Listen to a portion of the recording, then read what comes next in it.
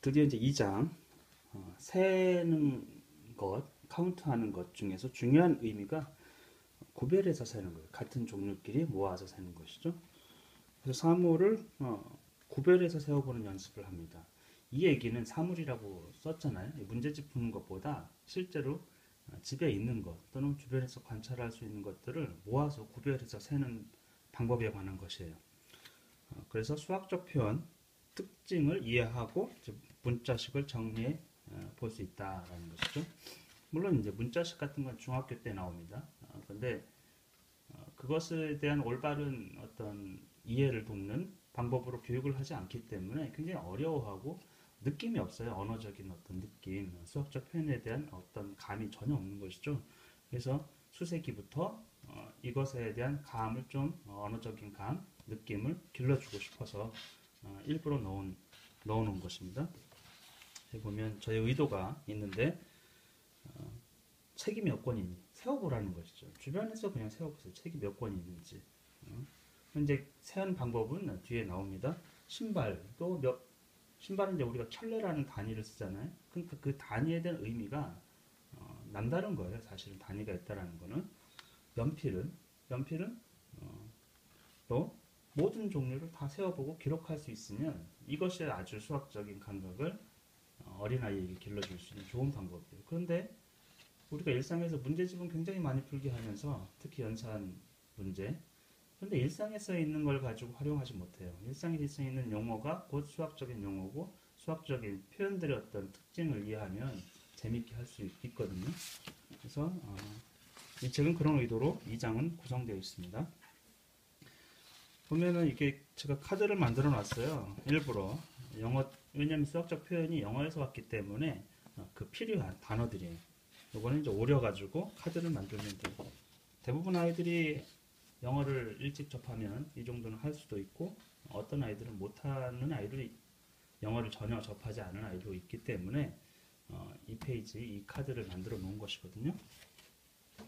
그러면 이제 이렇게 오리면 이런 카드가 되죠.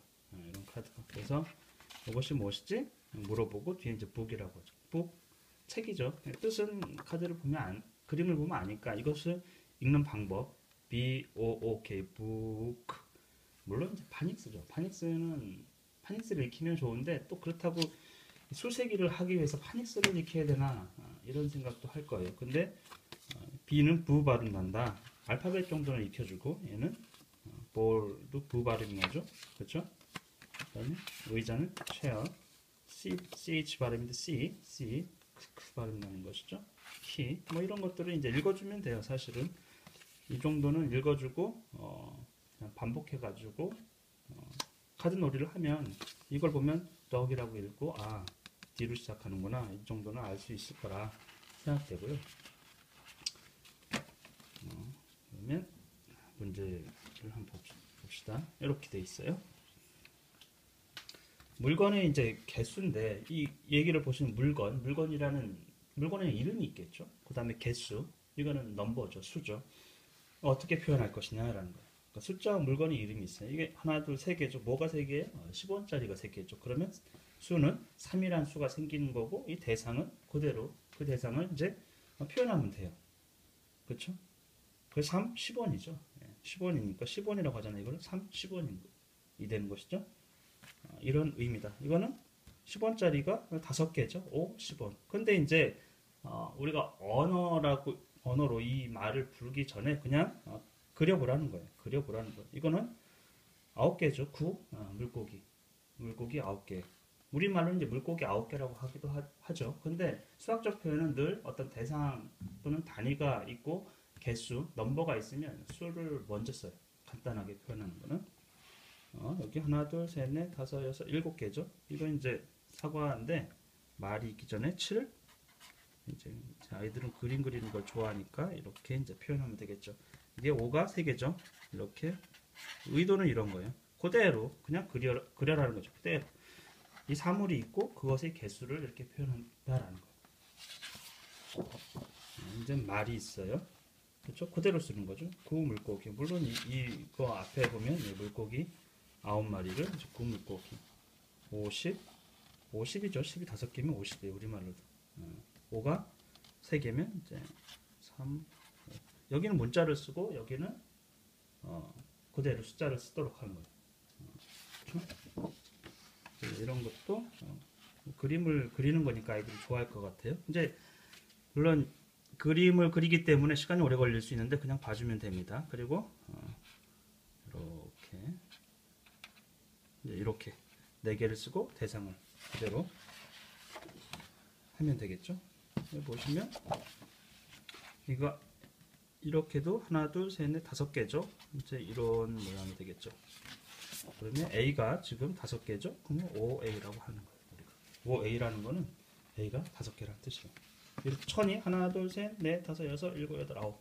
사실 이런 모양을 보면 딱 이제 우리가 이제 그 고대 숫자, 특히 이제 이집트 숫자를 보면 이런 모양이잖아요. 그렇죠? 333이면 9예요. 이미지를 333이면 9. 그래서 9, 천이 되는 거죠. 9, 천이 되는 거죠. 이런 방식으로 어떤 대상의 이름, 단위의 이름, 사물의 이름과 숫자를 이런 방식으로 카운트를 하면 된다라는 것이죠. 그러면 이제 이런 방식으로 아이들이 집에 있는 것을 표현하면 돼요. 집에 있는 것을. 그래서 종이 하나를 주시고 집에 있는 거 아이가 좋아하는 거 그걸 다 종류별로 숫자를 쓰고 그림을 그리고 그렇죠? 그 다음에 그 밑에다가 예를 들면 이거를 우리말로 쓰면 이 책이라고 쓸 수도 있고요. 이 권이라고 쓸 수도 있고 그렇죠? 근데 여기 이제 제가 일부러 영어로 표현해 놨어요.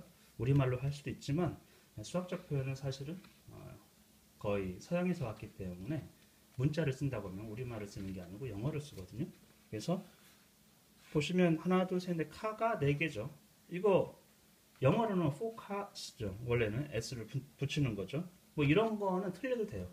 s를 복수가 있으면 s를 붙이는 거야, 안 붙이는 거야. 그 정도 설명을 해줄 수는 있고 그렇다고 틀렸다고 해가지고 이거를 이렇게 썼다고 해서 틀렸다 이럴 필요가 전혀 없어요. 전혀 없어요. 그냥 맞았다고 해도 괜찮습니다. 이거는 이제 to books 이 books 해도 되고 to books 해도 되고 정확하게 이제 알려주는 거는 괜찮은 것 같아요. 알려주는 건 더 의미가 있죠. 그 다음에 이것도 이게 지금 사실은 카가 4개면 4 곱하기 카거든요. 근데 이거를 영어에서는 그냥 forecast라고 하죠. 그래서 늘상 이런 어감을 갖는 거예요. 예를 들면 카가 4개란 뜻이에요. 여기도 엘리펀트가 3개면 3 엘리펀트 되겠죠. 볼이 6개죠. 6지만 읽을 때는 6지만 6. 뭐 6를 알면 6라고 읽고요.